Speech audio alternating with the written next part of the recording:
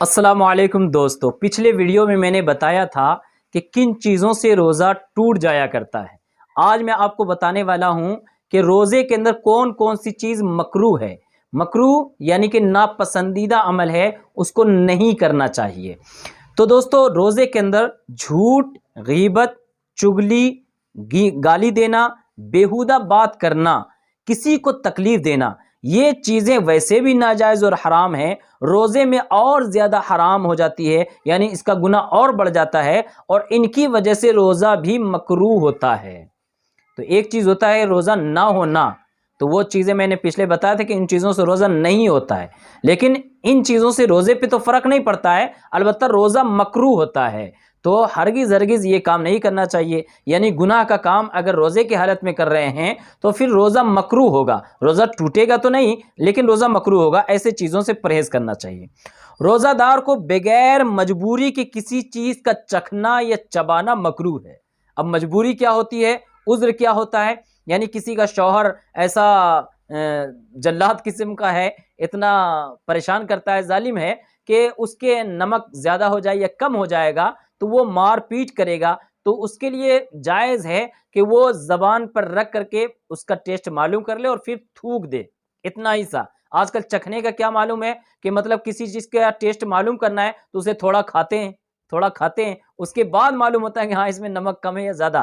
یہ مانا نہیں، اگر کھا لیا تھوڑا بہت بھی، ایک ریشہ بھی کھا لیا، پیٹ کے اندر چلا گیا، تب تو اس کا روزہ ٹوٹ جائے گا، مکروہ ہونا تو چھوڑیے، روزہ ہی ٹوٹ جائے گا۔ ہاں، اگر زبان پر رکھ کر کے تھوک دیا مجبوری کی صورت میں، جبکہ شوہر اس کا مار پیٹ کرنے والا ہو یا کوئی بھی اکراه شرعی ہو، تو اس کے لیے جائز ہے۔ لیکن اگر یہ ہے کہ مجبوری نہیں ہے اور زبان پہ رکھ کر کے تھوک دیا تو یہ مکروہ عمل ہے۔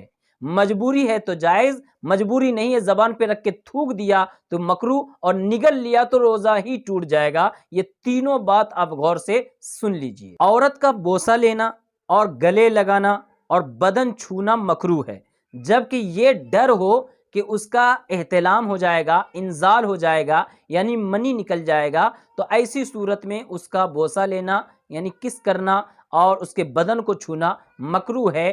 اور اگر جماع میں مبتلا ہونے کا یقین کامل ہو تو ہرگز نہیں کرنا چاہیے، کیونکہ اگر جماع کر لے گا تو اس کا روزہ ٹوٹ جائے گا اور اس کے اوپر کفارہ لازم ہو جائے گا۔ کفارہ یعنی 60 روزے اسے لگاتار رکھنے ہوں گے یا 60 مسکینوں کو کھانا کھلانا ہوگا۔ گلاب یا مشک سونگھنا، داڑھی مونچھ میں تیل لگانا اور سرما لگانا مکروہ نہیں ہے، لیکن اگر زینت کے لیے ہو، خوبصورتی کے لیے ہو تو ایسے بھی مکروہ ہے اور روزے میں بھی مکروہ ہے۔ یعنی کسی کی نیت سرما لگانے سے ہے کہ میں خوبصورت دکھوں، تیل لگانے سے مراد یہ ہے کہ خوبصورت دیکھوں، تو ایسی صورت میں مکروہ ہے، لیکن ایسے ہی سرما لگانا یا تیل لگانے سے روزہ نہیں ٹوٹتا ہے۔ روزے دار کے لیے کلی کرنے اور ناک میں پانی چڑھانے میں مبالغہ کرنا مکروہ ہے۔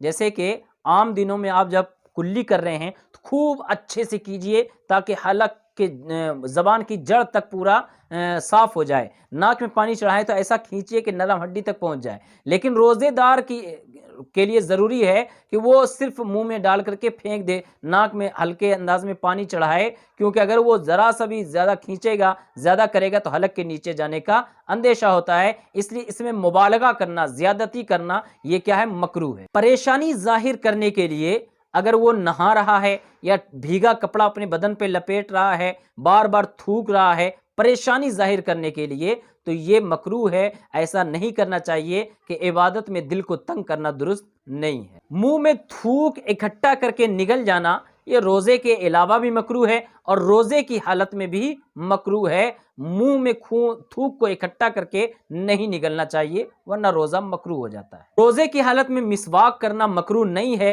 بلکہ جیسا پہلے سنت ہے اسی طرح روزے میں مسواک کرنا سنت ہے۔ تو دوستو، یہ کچھ چیزیں تھیں جو کہ روزے کی حالت میں مکروہ ہے، آپ کو ہرگز ایسے کام نہیں کرنے چاہیے۔ اس کے علاوہ بھی آپ کے ذہن میں کوئی سوال ہے تو کمنٹ باکس کھلا ہوا ہے، اپنے سوال کو لکھیے، میں انشاءاللہ اس کا جواب دینے کی کوشش کروں گا اللہ ہم سب کو ماہ رمضان کے ادب و احترام کرنے کی اور اس کے روزے رکھنے کی توفیق عطا فرمائے، اللہ ہم سب کے روزے قبول فرمائے اور زیادہ سے زیادہ نیکیاں اکٹھا کرنے کی توفیق عطا فرمائے۔ اگر آپ نے ہمارے چینل کو سبسکرائب نہیں کیا ہے تو چینل کو سبسکرائب کر لیجئے اور بیل آئیکن دبا دیجئے، ویڈیو کو لائک کر دیجئے۔ السلام علیکم ورحمۃ اللہ وبرکاتہ۔